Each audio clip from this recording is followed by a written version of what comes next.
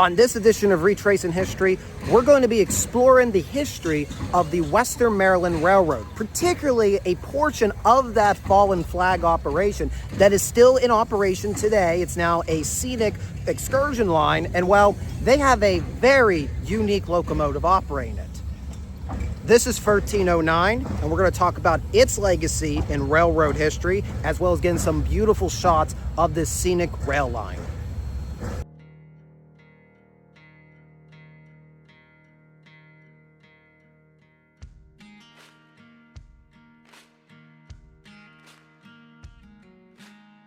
All right, I know everybody wants to just jump right into seeing the cool shots of the steam locomotive going choo-choo, but not only is there an incredible story behind 1309, there's an important tale to be told about the rail line which it runs upon, an understanding of which I promise gives you greater appreciation for seeing these beautiful shots of the train running through the heart of Mountain, Maryland. The Western Maryland Scenic Railroad operates a surviving piece of the once mighty Western Maryland Railroad's Connellsville extension. The original Western Maryland was a regional rail power founded in the build-up to the American Civil War, starting out of Baltimore, Maryland, and by the end of the 19th century had a foothold across its namesake state, central Pennsylvania, and even parts of West Virginia. The only problem was it was a railroad company that was sharing Baltimore. What do I mean by that? I mean that Baltimore is also the headquarters of the OG American Railroad Company, the Baltimore and Ohio Railroad. By the end of the 19th century, the B&O was one of the foremost powerful railroad companies in the northeastern United States. Inevitably, several collectives tried their hand at bypassing the Big Four, and one such group was the Fuller Syndicate. Their plan was for everyone in their clique to get ownership of enough rail across the country that they could piece together their own transcontinental route. What I'm saying is they weren't just going to cut themselves a piece of the train pie, they were going to flip the table and throw the pie in everyone else's face. A critical link to this chain was the Western Maryland, which they got possession over in 1902. They rapidly began to spend on growing the Western Maryland through, get this, actual Western Maryland, with the goal of eventually reaching Pittsburgh, Pennsylvania, and link up with other railroads that they controlled. However, the whole transcontinental scheme couldn't survive an economic recession, and the Western Maryland only ever got their rail line as far north as Connellsville, Pennsylvania, hence the name Connellsville Extension. But it wasn't all bad news, for the Connellsville extension proved to be superior in engineering to the B&O's route through that same region. Thus, it became the centerpiece of the shortest rail route between the Ohio River Valley and Chesapeake Bay. That begs the question, if a railroad company doesn't have the quickest route, how do they compete? More powerful locomotives, of course, because in theory, the greater the power, the more goods you can pull to market. There are many classes of locomotives that came out of this idea, some wilder than others, but for the sake of time, let's focus on the H6 class from the Chesapeake and Ohio Railway. The C&O's chief good was coal, so it was always in need of not just any powerful locomotive, but powerful locomotives that could traverse the treacherous mountains leading back to the mines the railroad serviced. The H6 was the culmination of multiple generations of steam locomotives built just for this purpose. Configured as a 2662, the wheels are driven by two high-pressure and two low-pressure cylinders. The H6 weigh 434,900 pounds, which is actually lighter compared to some of the earlier generations.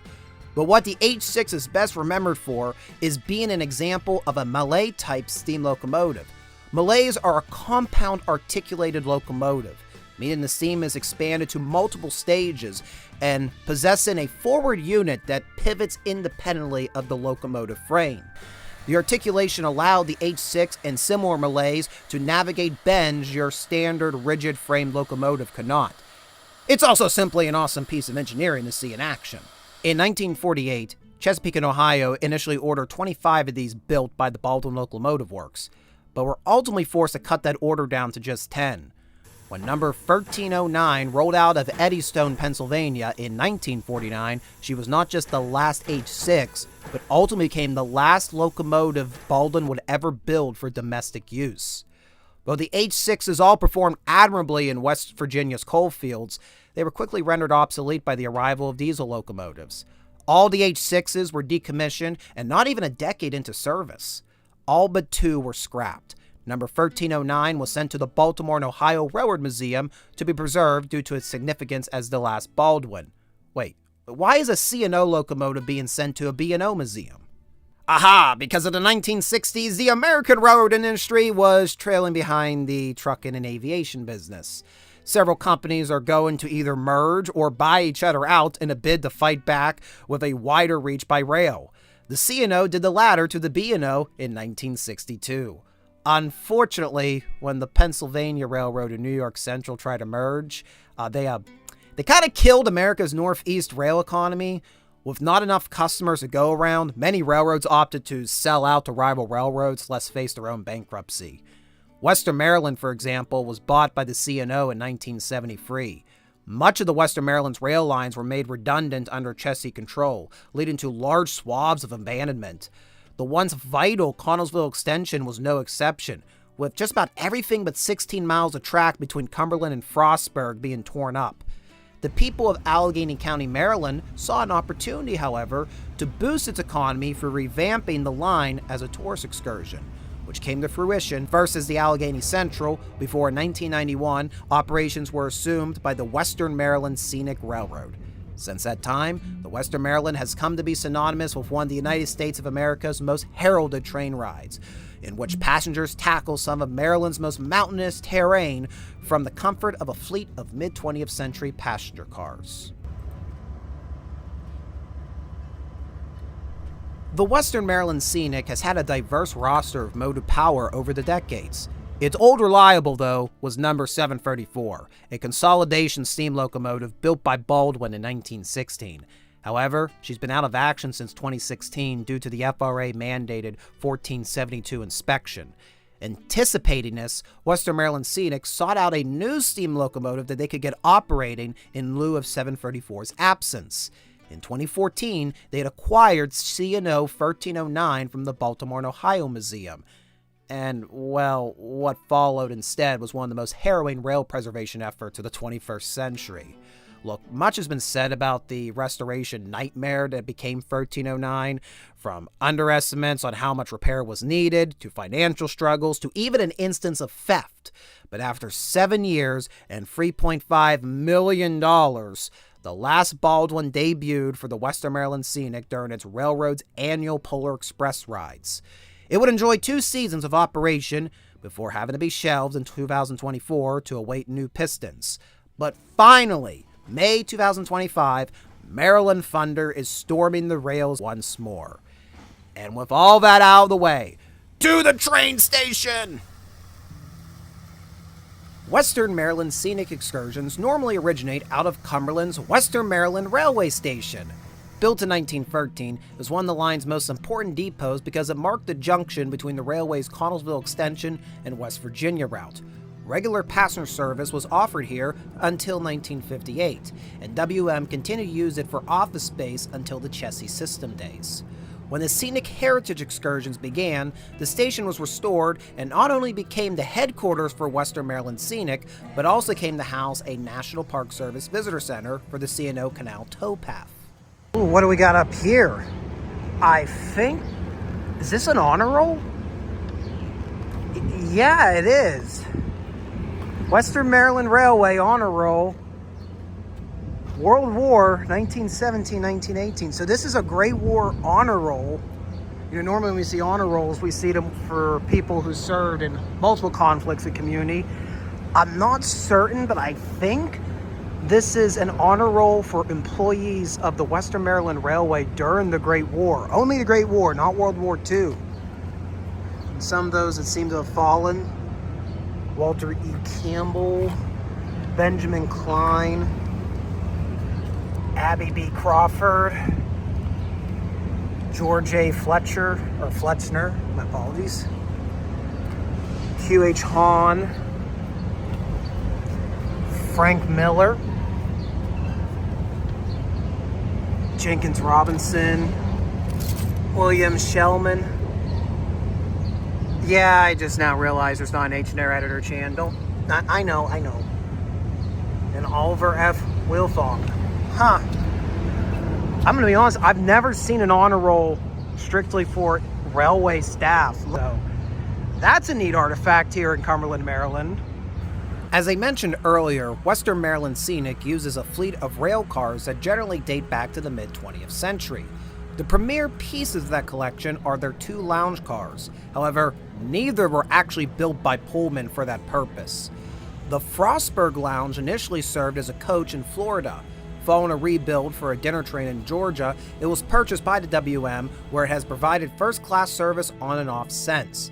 It also had the distinction of being part of CSX's Governor train to the Kentucky Derby for a few years.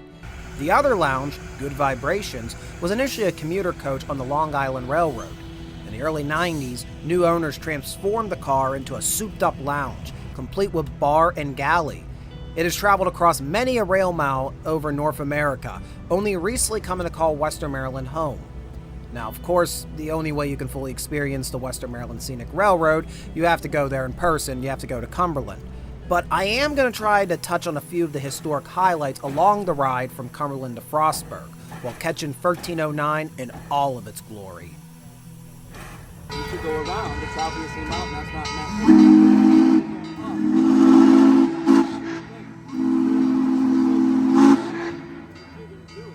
Now you do. Okay, it's the same thing. A mountain is an area for animals and trees. That's what I'm talking about. The challenge of improvement, of progress. I'm not saying for convenience. I'm just saying to prove to people who are on the side that you can do things. I'm not saying I need that thing. I don't want to ride the train. I just want to see them do it because someone else wanted to. You know, I mean, especially a steam train. That's about as obsolete as it gets. Oh, look at that, my old address. That's my old address. 356, yeah. What's Taylor Swift? Taylor Swift, boutique. I don't think it's true either. It's bothering me now. I didn't need to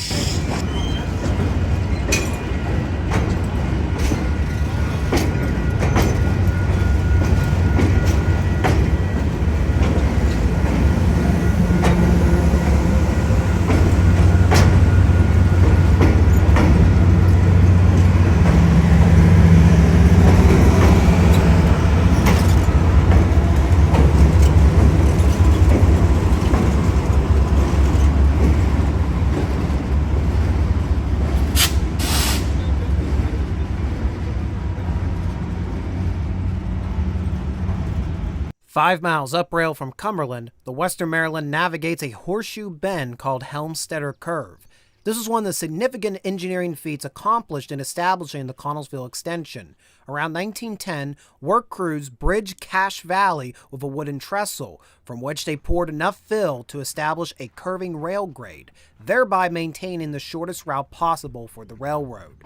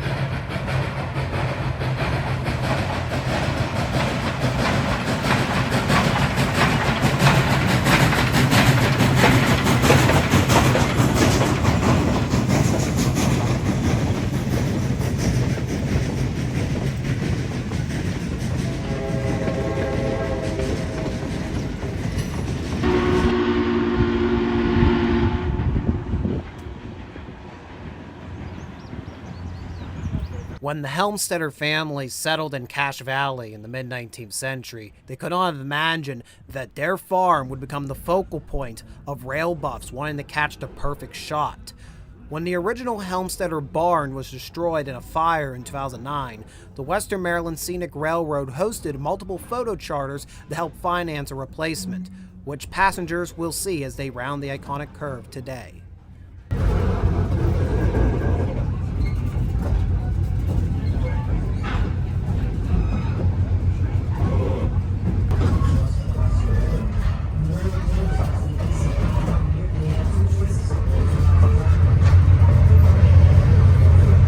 4 tunnels were needed to complete the Connellsville extension. Only one remains in use for rail service by the Western Maryland Scenic. Brush Tunnel is just west of Helmstetter Curve and runs 914 feet through a foothill to Piney Mountain, saving precious mileage.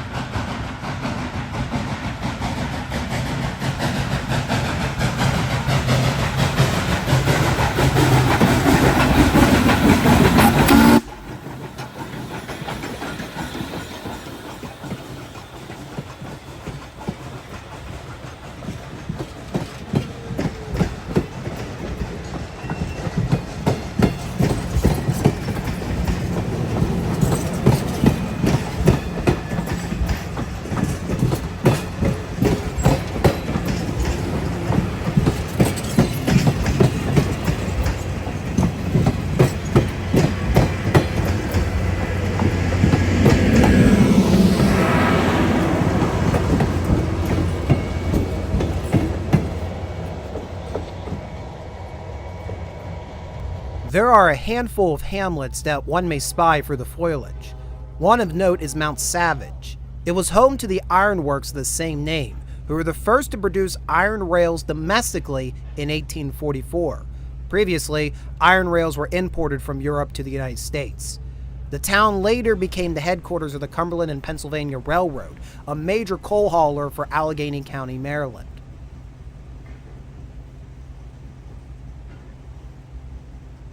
As the Western Maryland continues its climb up the Allegheny front, the C&P tracks come very close to them. So close, in fact, the Western Maryland Scenic uses the C&P right-of-way on its westernmost 2 miles of rail to make the final push toward Frostburg. This gives passengers the unique perspective of passing over the former W.M. grade twice on C&P trestles. It should be noted that the C&P was eventually acquired by the Western Maryland Railway in 1944. The Western Maryland Scenic terminates at the old C&P train depot to the northeast of Frostburg, Maryland. This is the older of the 2 stations that the excursion train frequents, being built in 1891. The station has always been a source of activity, with the Tunnel Hotel being established across the street in 1888, and is still operating, although guests nowadays are not typically rail passengers, but rather bikers on the Great Allegheny Passage.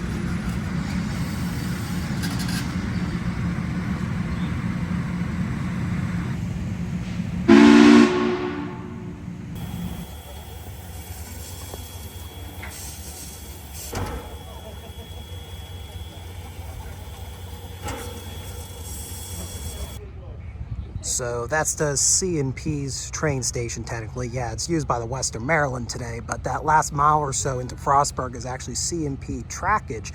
And the C&P railroad would have curved through here, and this would have been a whole yard back in the day, a whole rail yard. Would have curved roughly where the turntable is today. Again, that's not historic to the site. And then it went underneath Frostburg, right through that tunnel, and would have continued south to the coal fields beyond Frostburg, Maryland, because Frostburg had a very big coal industry at one point. When the Western Maryland Scenic began operating, they acquired an old WM turntable from Elkins, West Virginia, and installed it at the end of track in Frostburg, thus allowing the railroad to transfer motive power like number 734 to the lead side of the train. But with the arrival of number 1309, a problem arose.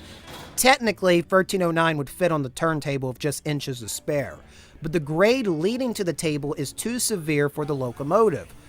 Could it do it once? Yeah, but repeated stress in getting on and off the table is likely to damage some components of the locomotive. It's just not designed for that stress. Further, the downhill return trip requires constant braking that wears out any locomotive.